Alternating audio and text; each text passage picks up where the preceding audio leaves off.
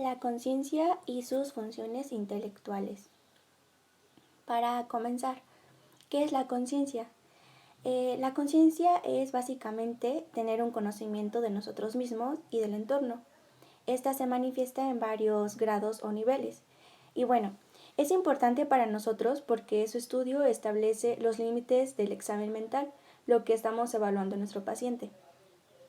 El libro nos daba un ejemplo muy práctico. Por ejemplo, si nosotros estudiamos un enfermo estuporoso, o sea, es decir, una persona en estado de inconsciencia parcial, difícilmente vamos a poder estudiar sus funciones intelectuales. Y bueno, ¿a qué nos referimos con funciones intelectuales? Básicamente es tener la capacidad de llevar a cabo una actividad como prestar atención, orientarse, memorizar, aprender un tema nuevo, por ejemplo, o hacer juicios.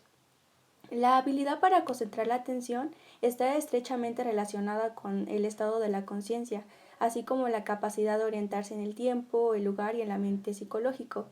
La memoria puede fallar, por ejemplo, en la capacidad de retener o de la forma de evocar imágenes recientes o remotas. En cuanto a la habilidad de aprender, esta se manifiesta en la información y conocimientos generales. Si una persona sufre deficiencias severas en el juicio, estas se expresan en su incomprensión de situaciones comunes. Y bueno, las alteraciones de la conciencia y de las funciones intelectuales generalmente expresan trastorno o enfermedad cerebral. Cuando se sospecha de que una persona sufre un trastorno tóxico infeccioso o traumático, tumoral o degenerativo del cerebro, el examen se enfoca al estudio de estas funciones, las funciones intelectuales. Ahora, lo que nos interesa. ¿Cómo evaluamos o exploramos las funciones intelectuales de nuestro paciente? La exploración de estas funciones comprende el estudio de 3 habilidades: la orientación, la memoria y el juicio. Aquí nosotros nos apoyamos en preguntas muy simples, pero también debemos de ser cuidadosos a la hora de interrogar a nuestro paciente, ya que una pregunta mal formulada podría molestarlo. Para evaluar la orientación, una pregunta muy simple que podríamos hacer es: ¿tiene dificultad para concentrarse en su trabajo? Con esta pregunta es improbable que se sienta ofendido, dado que cualquiera ha tenido problemas de esta clase. Y por el contrario, si tiene fallas en sus funciones intelectuales, esta pregunta le invita a revelarlas. En el caso de que admita algunas fallas que no son triviales, se puede ir más adelante y preguntarle si también tiene dificultad para concentrarse en asuntos prácticos. Y a continuación, puede explorarse su información sobre acontecimientos recientes, si le tiene los nombres de las personas, etc. Cuando los datos obtenidos hasta este momento lo justifican, las preguntas pueden ser más francas e interrogar directamente al enfermo, como puede ser si no confunde a sus familiares y a otras personas estrechamente relacionadas con él, o pedirle que nombre algunos objetos de uso común. Otra forma muy básica en la que podríamos evaluar la orientación de nuestro paciente es preguntarle la fecha, el lugar o el ambiente en el que se encuentra. De esta forma, la desorientación total o parcial y los efectos en la memoria y el juicio pueden ser identificados. En la diapositiva les puse 2 ejemplos en donde existen alteraciones de las funciones intelectuales, ya sea de carácter pasajero o de otros en los cuales el deterioro de estas funciones es crónico y usualmente progresivo, como en las demencias. La histeria disociativa, por ejemplo, suele presentarse como pérdida de la memoria, como el no recordar ni su propia identidad o un evento doloroso o traumático del que fue protagonista. Por otro lado, la demencia senil debe ser diferenciada de las alteraciones cognitivas menos homogéneas, episódicas y acompañadas de signos neurológicos, que son típicos de los pequeños infartos cerebrales. Aquí es importante, compañeros, que no confundamos síndromes cerebrales crónicos o agudos. También debemos tener en cuenta que la depresión frecuente en las personas mayores exagera notablemente sus deficiencias cognitivas, por lo que no hay que conceder mucha importancia a los olvidos de nombres propios y distracciones que tienen estas personitas. Ahora, no siempre es así. Los ancianos que son sanos y no sufren enfermedades cerebrales conservan notablemente su inteligencia y su capacidad intelectual deductiva. Forma y contenido de los pensamientos. Como se ve en la diapositiva, a la persona que sufre un desorden psicopatológico severo puede serle difícil o imposible controlar sus pensamientos, usarlos en forma realista y adaptarlos a las circunstancias.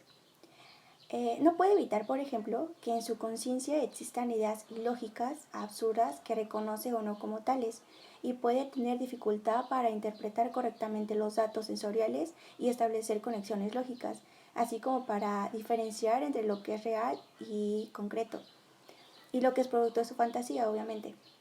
Entonces, ¿cómo evaluamos a este paciente? Nos podemos apoyar en información que parientes y allegados nos pueden proporcionar, como puede ser su conducta. Esto tiene gran valor y puede ser indispensable para establecer firmemente el diagnóstico.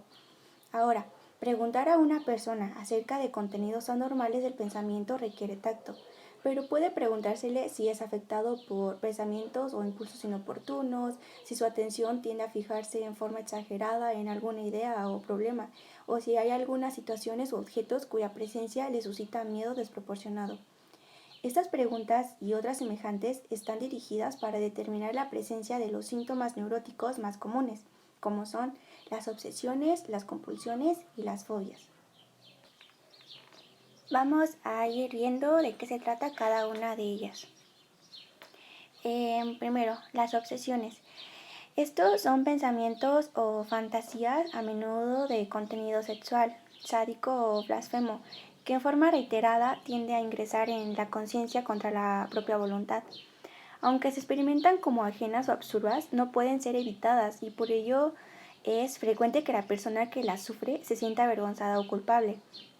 Las obsesiones pueden ser ideas simples o bien temas abstractos o complejos que son motivo de preocupación. En ocasiones, los enfermos no pueden dejar de pensar en alguna experiencia dolorosa, desagradable o aterrorizante. Las preocupaciones obsesivas pueden ser triviales, por ejemplo, dudas e indecisiones acerca de asuntos menores, como puede ser qué prenda usar, qué comer, a dónde ir. A veces se trata de planteamientos insolubles de problemas filosóficos. Las obsesiones pueden absorber la atención de los enfermos hasta el punto de impedirles otras actividades. Las fantasías obsesivas pueden también ser simples, pero improcedentes e irracionales. Hablando de las compulsiones, estos son actos motores o rituales en respuesta a pensamientos obsesivos. Por ejemplo, como ya veíamos en la película de Tok Tok, observábamos que algunos personajes tenían una obsesión como lavarse las manos con frecuencia, contar, tocar, etc. Y que usualmente están asociados con el sentimiento de que si no se ejecutan, algo malo habrá de ocurrirle a uno o a otras personas con quienes se están ligando afectivamente. Si el enfermo no lleva a cabo el acto compulsivo, se siente mal. Si lo hace, se siente bien, pero aún así su alivio es de corta duración y la necesidad de repetirlo reaparece una y otra vez. Y por último, las fobias. Estos son temores que sin tener base en la realidad se presentan ante situaciones u objetos específicos. Aquí les puse un ejemplo que es el miedo absurdo a las multitudes.